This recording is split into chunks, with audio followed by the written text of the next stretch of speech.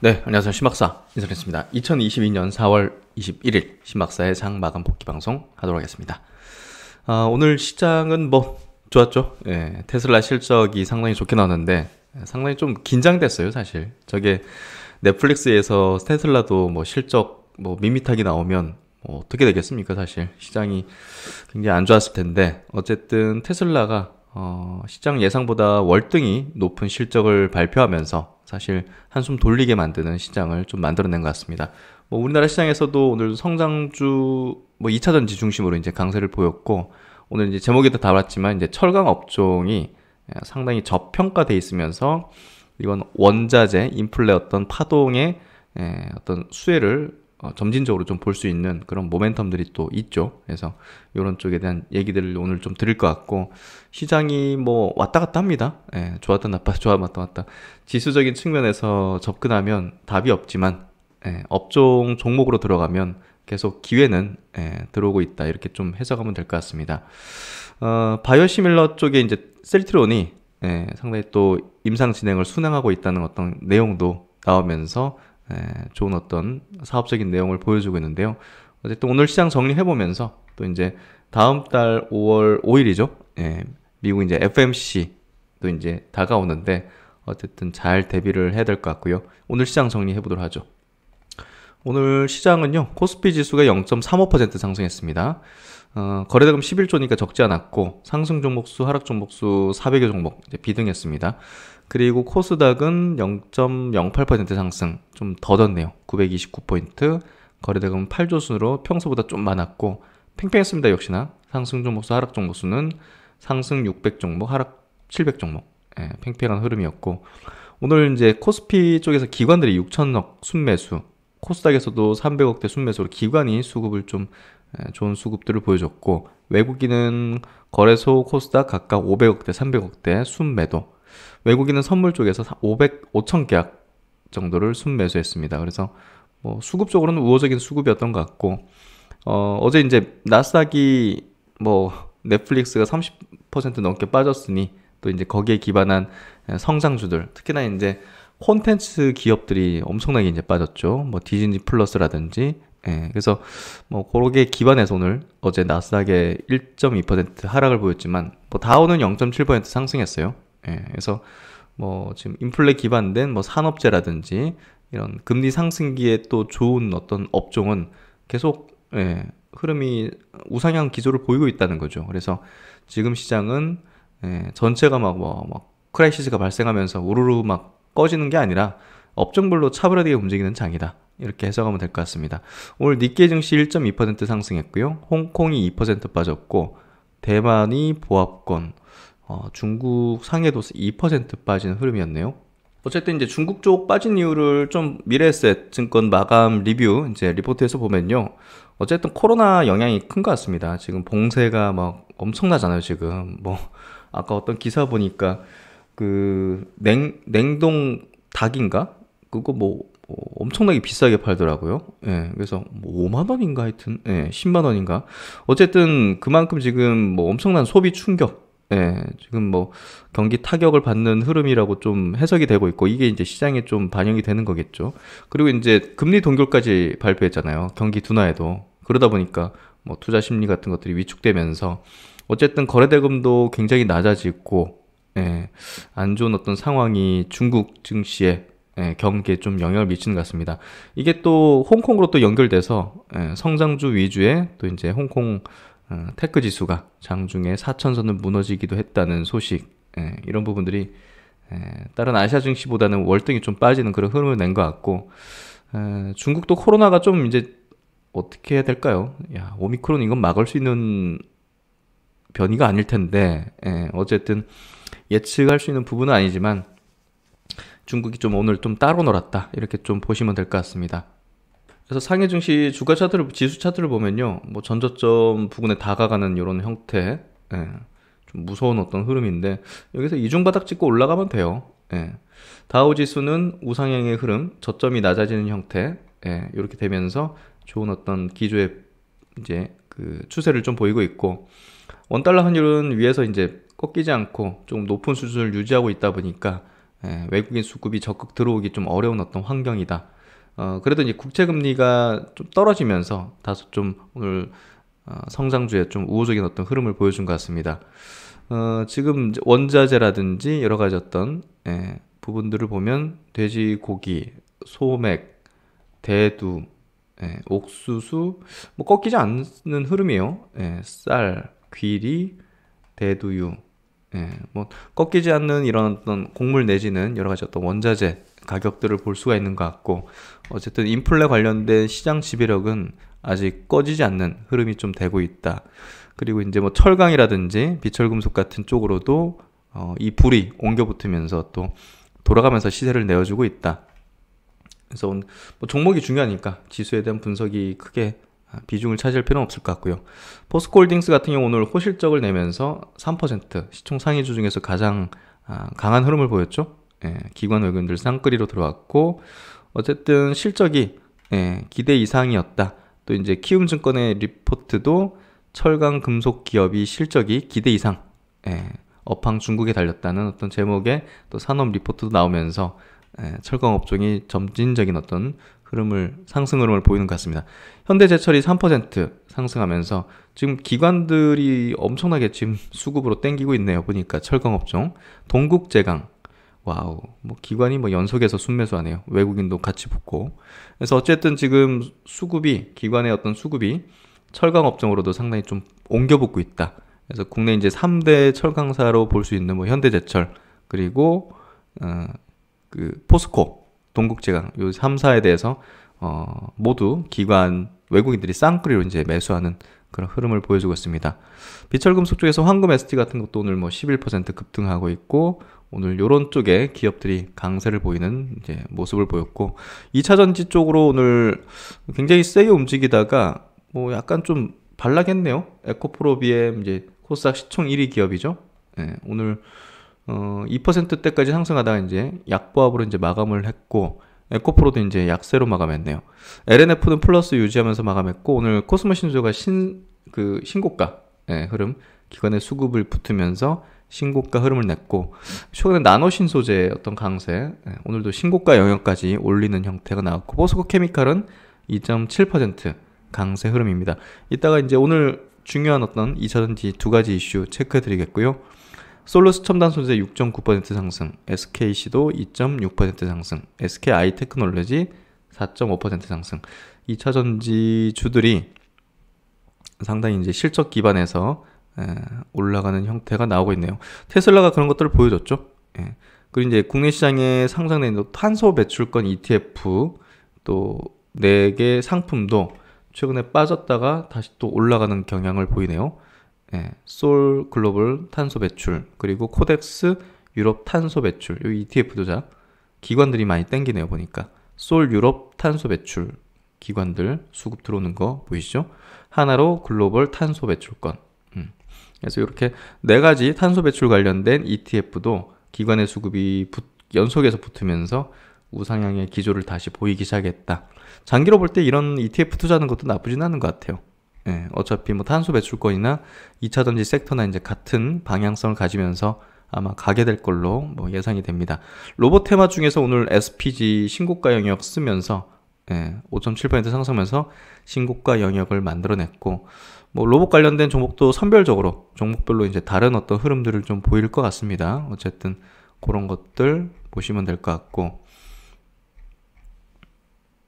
그리고 이제 유니드 같은 기업도 최근에 제가 소개시켜 드렸었죠. 0.7% 상승으로 우상향의 기조를 계속 보이고 있는데, 이런 기업들이 이제 그 실적 서프라이즈를 앞두고서 기관의 수급이 연속 들어오는 경우가 많거든요. 그래서 그런 부분에서 한번 체크해 보실 필요가 있는 그런 기업이다. 한번 말씀을 드리고, 오늘 현대차 그룹주는 조금 뭐 약보합 정도 조정이었네요. 기아가 0.25% 빠졌고, 오늘 주인공 IT 쪽의 주인공은 삼성전기였던 것 같습니다. 기판에 대한 부분이 부각됐던 것 같고요. 기관이 엄청 땡겼네요. 애플 M2 프로세스 공개 앞두고서 삼성전기가 애플에 반도체 기판을 공급하는 여부에 관심이 뭐 약간 좀 그 기대감이 좀 붙으면서 여기에 기반에서 오늘 강세를 좀 보였던 것 같습니다. 어쨌든 뭐 이렇게 종목별로 흐름이 전개됐었고, 사마 네트워크스 예전에 이제 콘텐츠주를 좀 설명을 드렸었는데 3.5% 상승하면서 우상향의 기조를 계속 보여주네요. 이게 넷플릭스 그 악재 터진 거에도 불구하고 이제 개별로 움직이는 어떤 흐름을 보여주고 있네요. 시총 상위주들 중에서 오늘 SK가 3% 정도 올랐고, 뭐 나머지는 크게 이제 변동성은 없었던 것 같습니다. 코스닥 쪽에서 오늘 시총 상위가 그렇게 좋지는 않았어요. 보니까 파란불이 좀 많이 보이고요. 동진세미킴이 2.8% 강세. 오늘 반도체 쪽의 흐름은 나쁘진 않았던 것 같습니다. 그래서 반도체 쪽 종목들을 오늘 좀 체크를 해보면 ISC 같은 경우 3.6% 상승하면서 신고가 부근에 올려 세우는 형태. 그리고 해성GS는 여전히 이제 상승 그 신고가 연속 신고가를 계속 내고 있고, 테스나가 오늘 3.81% 상승. 그래서 반도체 쪽은 대체적으로 이제 플러스, 소부장 업체들은 플러스를 내어주는 흐름이었습니다. 그래서 전체적으로 뭐 업종별로 계속 다른 흐름인데요. 뭐 유망한 기업들은 꾹 쥐고 있으면 될 것이고, 또 이제 단기적인 투자를 좀 하고자 하시는 분들은 인플레 관련된 섹터군에서 지금 돌려가면서 붙는 부분을 한번 재빠르게 이제 거래를 해보셔도 좋을 것 같아요. 직장에 계신 분들은 사실 단기 거래 하기 어렵기 때문에 유망한 기업들 꽉 쥐고 있으면 제가 볼 때는 뭐 크게 무리 없는 시장이라고 생각합니다. 그래서 그런 부분에서 기반해서 한번 해보시면 될 것 같고, 오늘 외국인 기관의 동시 순매수 종목도 아까 언급한 종목들 위주로 이제 수급이 들어왔을 거고, 삼성전기가 한 800억 정도 들어왔네요. 포스코 홀딩스, 코스모 신소재, 뭐 아까 봤던 주요 이슈가 있었던 종목들이죠. 기아, 뭐 마이너스도 불구하고 수급은 들어왔고, 현대제철, 이게 보시면 철강 쪽 붙는 거 보이시죠? 수급들. 이런 부분들, 또 SK이노베이션은 또 정제마진 좋아지는 부분도 아마 반영됐을 거라 생각합니다. 그리고 이제 코스닥 넘어가면 3강 MNT도 아마 실적적인 부분에서 우호적인 부분이 있을 거고, 테스나, 반도체 쪽도 꽤나 많네요. 원익 QNC, TSE, 루트로닉 여전히 강세, 의료기기 쪽으로 신고가 영역을 계속 보여주고 있습니다. 원익 PN은 이제 2차전지 충전 쪽이죠. ISC 반도체 쪽. 에코마케팅 오랜만에 수급과 함께 올라왔네요. 요 갖고 있는 그 레깅스 업체가 좀 주목을 받는 것 같아요. 보니까. 그래서 안다르 정상화, 그렇죠? 이 레깅스가 엄청나게 지금 호황을 보이고 있는 그런 추세적인 어떤 트렌디한 산업이라고 하고, 그런 부분에서 에코마케팅의 자회사에 좀 관심이 필요하다는 인식들이 많은 것 같습니다. 신흥의 SEC 2차전지죠. 4% 상승해서 오늘 뭐 2차전지 쪽, 반도체 쪽 이런 쪽으로 수급이 들어오면서 좋은 모습을 보여준 것 같습니다. 일단 실적적인 부분에 호전성을 갖고 있는 기업들이 탑픽입니다. 현재 시점의 구간에서는. 그래서 그런 부분들을 좀 잘 리스팅 해가지고 이번 2분기 실적의 어떤 사이클에 한번 대비해보는 전략도 좋지 않을까 생각이 되고, 종목은 여기까지 보도록 하겠습니다. 오늘 첫 번째 이슈는요, 테슬라 실적부터 한번 체크해 보도록 하죠. 사실 테슬라 실적이 어떻게 나올지가 굉장히 시장의 관심이 컸죠. 왜냐하면 이제 넷플릭스가 어제 이제 실적적인 부분의 실망감에 의해서 이제 시간에부터 엄청 급락을 했었는데요. 어쨌든 그걸 좀 메꿔주거나 해주기 위해서는 테슬라의 실적이 뭐 상당히 좀 시장 대비 좋아야 되는 상황이었는데, 어제 장 마감은 5% 빠졌습니다. 테슬라가. 그래서 우려를 했지만 그래도 역시나 이제 깜짝 실적의 행진을 그대로 이어갔습니다. 그래서 순이익이 작년 대비해서도 7배 넘게 이제 급증했고, 매출액 단으로는 이제 전년 동기 대비 80% 급증했어요. 그래서 엄청난 퍼포먼스의 성장을 계속 이어나가고 있는 이제 테슬라의 어닝 서프라이즈 부분이고, 어떻게 이렇게 나올 수 있을까를 이제 분석 자료를 이제 보니까 일단 가격 인상이 좀 컸던 것 같아요. 판매 호조도 어느 정도 좀 시장 기대치를 넘어선 것도 있겠지만, 뭐 그 부분은 어느 정도 좀 예상했던 수준인데 가격 인상 부분이 상당히 반영이 크게 된 거죠. 그래서 우리가 가격이 올라가면 어떤 수요가 좀 줄어드는 어떤 그런 경향을 보이는데, 이게 좀 전기차 부분은 이제 구조적인 성장을 보이고, 또 이제 각국 정부들이 또 이제 보조금을 지급한다든지 뭐 이런 식이 되기 때문에 그런 부분을 조금 메이크업해주는 그런 흐름이 좀 전개되는 것 같아요. 어쨌든 테슬라의 실적이 시장에서는 상당히 좀 어떤 방어적인 어떤 역할들을 좀 해준 것 같고, 구조적인 성장을 하는 기업은 역시 하는 결과를 좀 보여준 것 같습니다. 매출액이 이제 1분기 매출액이 23조 정도 되고요. 전년 동기 대비 81% 증가했습니다. 그래서 애널리스트들의 이제 컨센서스 대비해서도 훨씬 뛰어넘는 수준. 순이익은 4조 1천억. 전년 동기보다 7배 넘게 늘었다고 합니다. 이익률이 굉장히 높아요. 매출 총 이익률이 32%. 어마어마한 수준이죠. 그만큼 다른 완성차 업체들과는 지금 게임 비교 불가죠. 같은 링에서 싸우고 있다고 볼 수 없는, 어떻게 보면 다른 자동차 메이커들은 정말 이제 뭐 어떻게 보면 구시대의 어떤 생산 방식과 이익률을 가지고 내보이고 있고, 테슬라는 어떻게 보면 이제 정말 뭐 어떤 플랫폼 기업 같은 그런 이익률과 퍼포먼스의 성장을 계속 이어가고 있죠. 어쨌든 테슬라가 전기차 가격 인상 그리고 기록적인 배송에 힘입어서 1분기 실적이 시장 예상치를 상회했다.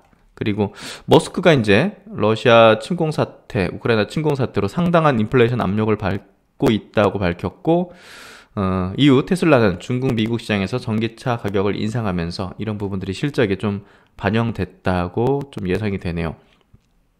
다만 이제 AP통신에서는 코비드19 사태로 조업을 중단했던 중국 상하이 공장 상황과 원자재 가격 상승, 독일과 미국 텍사스 공장 증설 비용 등이 향후 실적에 영향을 미칠 수 있다고 진단했다 하면서 어쨌든 시간외로 지금 한 5% 정도 상승 중이거든요. 조금 더 오르는 게 맞는 거 아니야 하는 생각이 좀 들 정도로 약간 조금 모르겠습니다. 장 열려봐야 좀 알 것 같은데, 어쨌든 시장 분위기는 좀 환기시켜준 것 같고, 오늘 장중 이제 나스닥 선물 강세를 좀 이끌으면서 아시아 시장 전반적으로 좀 좋은 분위기를 연출했죠. 그래서 오늘 뭐 시장에서는 당연히 열리기 전부터 2차전지 관련된 기업들이 이제 강세를 띌 게 이제 뻔해 보였고, 실제로 이제 오늘 시장에서는 2차전지 기업들의 시장 주도력을 보이는 강세가 뭐 나타났습니다. 거기에 더불어서 이제 국내에 또 호재가 터졌죠. 전기차 폐배터리법을 만든다. 어쨌든 전기차 배터리 대량 생산국, 국내 이제 탑 국가지 않습니까, 우리나라가. 그렇기 때문에 정부 딴에서도 어떻게 보면 이제 이 폐배터리 사업을 이제 도와주는, 지원해주는 그런 법들을 만들 필요가 분명히 있는데, 글로벌적으로도 굉장히 빠르게 이런 사업들을 이제 진행하는 법을 만들어주는 것 같습니다. 어쨌든 자원 무기화 되고 있는 이런 상황 속에서 배터리를 다시 또 재활용하는 사업은 향후에 뻔하게 각광받을 수밖에 없고, 그런 부분에서 이 사업들을 지원을 해준다. 전 세계 폐배터리 이제 재활용 시장이 엄청나게 증가할 걸로 예상이 되고 있네요. 2040년쯤 되면 573억 불, 60조 시장의 규모가 될 것이다. 지금 뭐 거의 없는 시장이지만 폭발적인 성장을 해나갈 것이라고 지금 예측기관에서 하고 있고, 결국 이제 2차 전지를 재사용하는 겁니다. 이쪽에 대한 법제 마련을 나선다는 것 자체가 국내 이제 2차 전지 기업들의 상당한 어떤 수혜를 안겨주게 될 것이고, 에코프로 이제 그 계열 회사들이 이제 이런 쪽의 시장을 또 꽉 쥐고 있는 상황이죠. 그래서 그런 부분에서 그런 기업들이 이제 강세를 좀 띠는 어떤 작용을 했던 것 같습니다. 특히나 이제 폐배터리를 ESS, 이제 에너지 저장 장치에 활용할 경우 날씨나 기후에 따라서 발전량이 크게 좌우되는 신재생의 발전 간헐성 문제를 어느 정도 해결할 수 있을 것으로 보고 있다. 태양광 시설에서 낮 시간에 초과 생산된 전력을 대규모 ESS에 저장한 후 전력 수요 피크 시간에 전력을 방출하는 방식으로 ESS 활용이 가능하기 때문이다. 그래서 이제 뭐 정부 단에서도 이제 용역을 해보니까 속도를 좀 내야겠구나 이렇게 판단된 게, 지금 이제 알루미늄, 마그네슘 같은 또 2차전지 들어가는 어떤 소재들이 또 뭐 자원 무기화된 어떤 상황들이라든지 서로 이제 경쟁적으로 이제 탄소 중립 정책을 펴기 때문에 어떻게 보면 쇼티지 상태가 발생하거나 가격이 급등할 거라는 거죠. 그래서 어떻게 보면 이제 이걸 재활용하는 사업이 더 중요해질 수 있지 않겠는가 하는 게 용역 결과 나온 걸로 보여지고, 어쨌든 우크라이나 사태가 또 큰 영향을 미쳤습니다. 자원 무기화되고 있는 이런 경향들, 신냉전의 시대가 되고 있는데 자유민주주의의 반대편에 있는 어떻게 보면 공산주의, 어떤 국가들이 자원을 많이 들고 있는 국가들이지 않습니까? 그러다 보니까 뭐 이런 사업들이, 리사이클 사업들이 상당히 또 중요해지는 부분이라고 좀 보여지네요.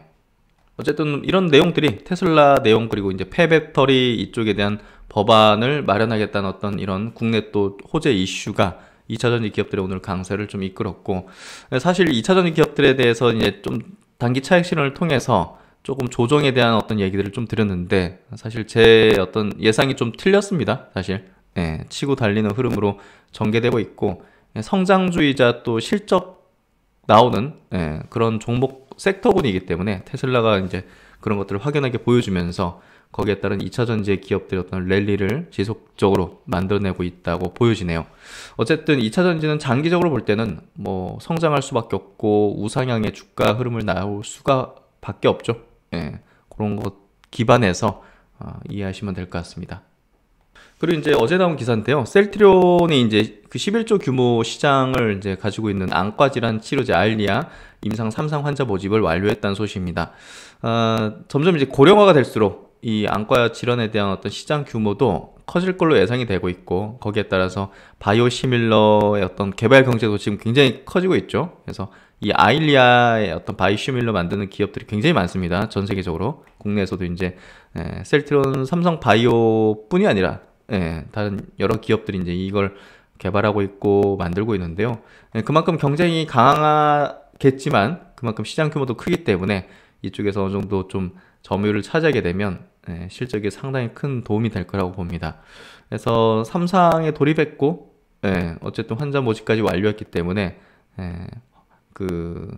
빠르게 이제 진행하는 흐름으로 좀 전개될 것 같고, 알리아는 잘 아실 겁니다. 미국 리제론이 이제 개발한 블록버스터 안과 질환 치료제로 황반변성, 당뇨병성 황반부종 등 질환에 사용된다. 작년 기준 매출 규모가 전 세계적으로 11조 정도. 그래서 이 특허가 이제 23년도 11월에 미국에서 끝나고요. 유럽에서는 25년도 5월에 끝납니다. 그래서 이제 이 종료 시점에 맞춰서 상업화에 나선다는 계획을 갖고 있고, 미국에서 먼저 전쟁이 펼쳐지겠네요.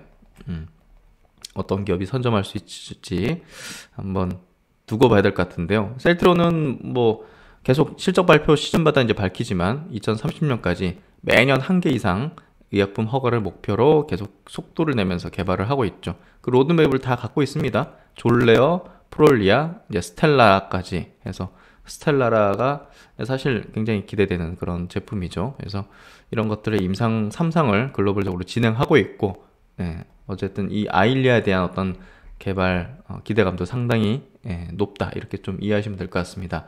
어쨌든 이 셀트론의 실적 성장은 뚜렷해 보이는데요. 이 밸류에이션 문제입니다.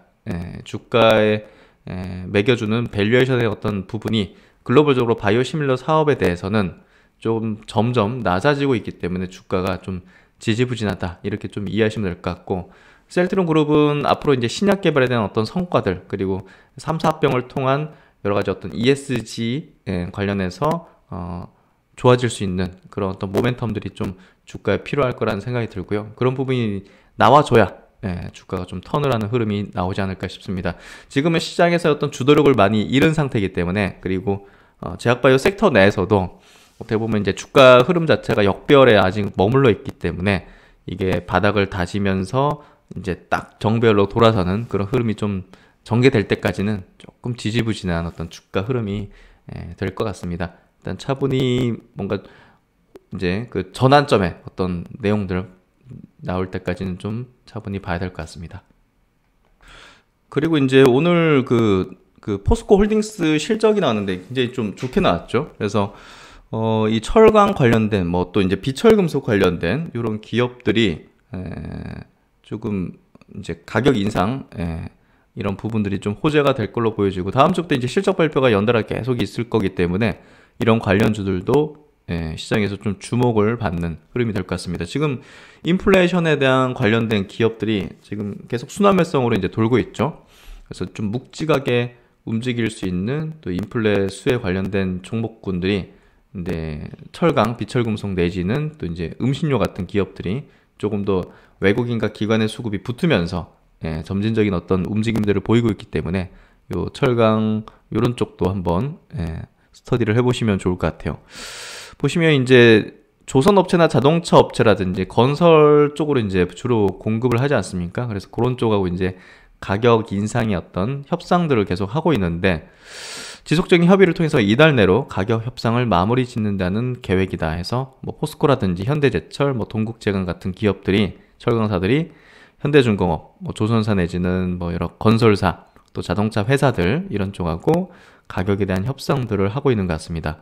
어쨌든 업계에서는 점차적으로 이제 가격 인상을 좀 수용하는 분위기가 형성되는 것 같아요. 그래서 어쨌든 뭐 진통이 있고 협상의 어떤 진행은 있겠지만, 이 가격 인상을 이뤄진다는 것 자체는 그래도 이 원자재 이제 공급사 측면에서의 어떤 과거와 다른 어떤 위상들이 좀 생긴 게 아닐까, 이런 생각도 좀 들고요. 현대차증권 리포트 하나 좀 보면요, 중국 철강 공급 과잉에 대한 우려 해소를 기대해 볼 수 있다 해서, 지난 3월달 중국 철강의 순수출이 전년 동기 대비 큰 폭 감소를 했다.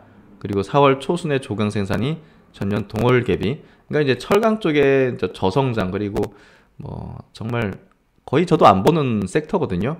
그러니까 이제 중국이 어마어마한 물량을 이제 생산하고 공급하고 하면서 이제 사실 저성장의 기조의 어떤 섹터가 돼버렸죠. 그래서 그런 부분에서 사실상 거의 이제 보지 않았던 그런 업종이기도 한데, 이 원자재의 어떤 파동들, 그리고 이제 인플레이션 어떤 사이클 상황 하에서 중국이라는 어떤 최대 공급 국가의 또 이제 이런 공급적인 부분이 좀 감소한다면 가격적인 부분에서 조금 좋아지는 흐름이 전개되지 않을까. 그래서 이제 수출 생산, 재고 지표 모두 중국 철강 공급 과잉의 해소를 가리키고 있다. 한 가지 이제 우려할 부분이 중국의 이제 팬데믹에 따른 경기 둔화를 우려하는 시각, 즉 중국 철강 수요가 감소하면서 공급 과잉과 저가 수출이 다시 시작되는 거 아니냐는 우려가 있지만, 그럴 가능성은 상당히 제한적이라고 판단된다. 중국의 전방 산업의 생산 활동이 전년 동월 대비 역성장하면서 부진한 것은 사실이지만 중국의 철강 생산 역시 감소하고 있기 때문이다. 그래서 어쨌든 크게 우려하는 시각도 크게 이제 뭐 큰 영향을 주지 않는 제한적인 어떤 부분일 것이다, 이렇게 얘기를 하고 있고, 이 철강 업종 뭐 딱 제목에 여기 담겨 있네요. 소제목에 여전히 2010년대에 갇혀 있는 철강 업종에 대한 시각에서, 사실 그때 중국 인프라 특수를 냈을 때가 정말 뭐 피크였고, 그 이후로는 정말 암흑기죠. 지금까지 거의 뭐 중기 추세 자체가 뭐 단발성으로 이제 뭐 오른 적도 있었지만, 중장기 추세적으로는 정말 이제 침체적인 어떤 흐름이었는데, 어쨌든 이제 올해 철강 글로벌 철강 업체들이 큰 폭의 가격 인상을 하고 있고,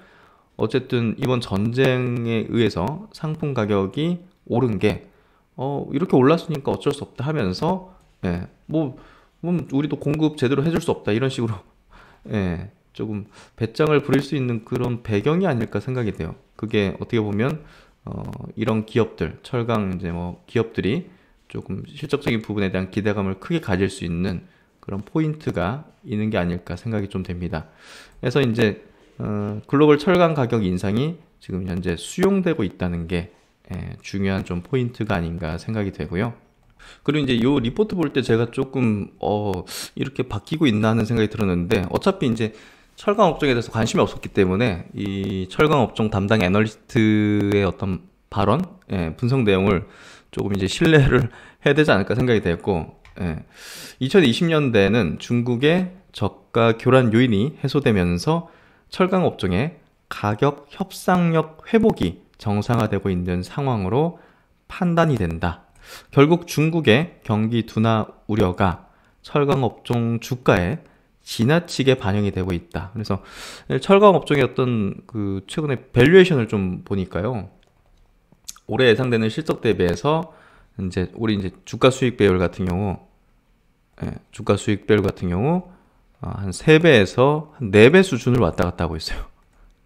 진짜 이게 밸류가 낮다, 이렇게 이게 상대적인 거라 가지고 우리가 뭐 다른 기업들 뭐 평균 퍼가 10이다 해가지고 저평가다 이렇게 표현할 수는 없지만, 예, 그래도 좀 낮은 수준 아닌가? 예, 여기 이제 가격 전가력을 가지는 어떤 액션들이 좀 나온다면 사실 조금 이제 저가 밸류에 대한 어떤 인식들이 좀 시장에서 퍼질 수 있죠. 그래서 이제 주요 철강업체들의 올해 예상 ROE가 10% 수준이나 PBR 수준이 0.3에서 0.5배 수준에 머물고 있다는 점, 철강업체들의 견조한 분기 실적들이 확인되면서 저평가는 해소될 것으로 예상된다. 일단 포스코 필두로 이제 실적의 어떤 호실적을 발표했죠. 다음 주부터 이제 그 아랫단에 있는 기업들이 줄줄이 발표하게 될 텐데 기대감들이 좀 서리지 않을까. 우려감보다는 기대감이 붙는 그런 어떤 이 업종의 흐름이 아닐까 생각이 좀 됩니다. 그래서 재고가 이렇게 또 떨어지고 있고 유통 가격이 좀 오르는 추세고, 그래서 유리한 어떤 국면이 아닌가 이렇게 좀 생각이 되고, 한번 철강 업종에 대해서도 한번 스터디 한번 해보시면 좋은 기회들이 좀 숨겨져 있지 않을까 이렇게 좀 생각이 됩니다. 그래서 현대제철 한번 리포트 볼게요. 대신증거에 나온 건데 원가 부담은 있으나 판가 상승 가능 환경이다. 뭐 제목에 담겨 있네요. 일단은 원가 부담에 대한 부분은 2분기부터는 좀 있을 것 같아요. 있겠죠, 당연히. 그걸 이제 판가로 연결해서 전가할 수 있다면, 사실 뭐 그 부담이 또 이제 우려감으로 작용하지는 않을 테니까요. 그래서 우리가 중요하게 봐야 될 부분은 가격 전가력을, 또 이제 가격 인상 뭐 이슈가 딱 나오는지 여부가 아마 중요할 거라 생각되고, 1분기 원재료 가격 급등은 2, 3분기 본격 반영 예정이다. 동사는 판가 인상 가능성 높은 자동차 강판 매출 비중이 높아서 상대적으로 마진 방어에 용이할 전망이다. 현대제철은 현대차 그룹 주죠. 그래서 봉영강은 성수기 진입 및 대선 종료 이후 이제 건설 쪽에 이제 많이 들어가는 이제 거죠. 건설 착공 증가 기대감이 형성될 것이다. 한국 특강이 철근 시장 진입 앞두고 있으나 동사의 타깃 고객과 달라서 영향은 제한적일 것이다. 해서 사실상 이제 뭐 포스코 다음으로 이제 현대제철이 이제 가장 큰 또 철강 관련된 기업이죠. 그리고 상당히 또 우량한 기업이고 해서 현대제철 쪽에 대한 관심을 한번 가져볼 필요가 있을 것 같고요. 어쨌든 이 철강 업종은 정말 수년에 한 번 정도 이제 한번 체크했던 그런 섹터기도 한데 이번에 좀 관심도를 높일 필요가 있지 않을까 이렇게 좀 생각이 되는 구간인 것 같습니다. 그리고 이제 마지막으로 네이버 오늘 실적 발표가 있었습니다. 그래서 네이버 간략하게 좀 체크해 볼게요. 사실 이 네이버가 최근에 이제 다른 대형주 대비해서 약했던 이유가 분명히 나왔네요. 1분기 실적이 전년 동기 대비해서도 매출도 4.3% 줄었고 영업이익도 14% 감소했습니다. 뭐 이익단으로 감소하는 거는 뭐 처음 있는 일은 아니니까 매출 상승에 이제 매출 성장에 이제 주안점을 두는 전략을 알고 있기 때문에 뭐 크게 이제 이상할 건 없는데 매출이 줄은 거는 조금 뭐랄까 시장에서 실망감을 충분히 줄 수 있는 내용이죠. 특히나 이제 인터넷 업계가 이제 뭐 쇼핑 같은 것들이 코로나19 특수가 좀 끝났다는 분석에 나올 수밖에 없는 그런 어떤 실적을 낸 거죠. 어쨌든 이런 부분들이 시장에서 최근에 약세, 그리고 오늘도 1.9% 빠지는 흐름들, 그리고 수급에서도 최근에 기관들이 이렇게 판 거 보시죠. 실적적인 부분에 대한 이런 우려감들이 수급에서 미리 선행적으로 반영된 것 같습니다. 실적 발표 전에 기관이 계속 막 수급을 높이는 것들은 좋게 나오는 확률이 거의 뭐 90% 이상이에요, 사실. 그동안 이제 경험상 볼 때. 그래서 어쨌든 네이버 같은 경우 좀 실적이 살짝 이익단에 좀 많이 안 좋게 나오지 않을까 했는데 이익은 그렇다 치고 이제 매출이 줄었으니까 이거는 조금 부담을 준 어떤 내용이 됐던 것 같습니다. 그래서 이제 오늘 뭐 컨퍼런스 콜 내용 한번 좀 봤는데요. 이 뭐 NH 투자증권에서 이제 정리한 내용인데, 일단은 매출 성장과 영업이익 성장 중 어떤 부분에 중점을 둘 것인가. 일단 매출 성장에 집중한다.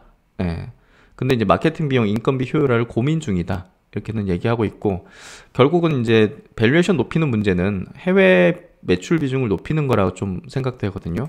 글로벌 매출 비중이 지금 현재 10% 수준입니다. 라인 빼고요.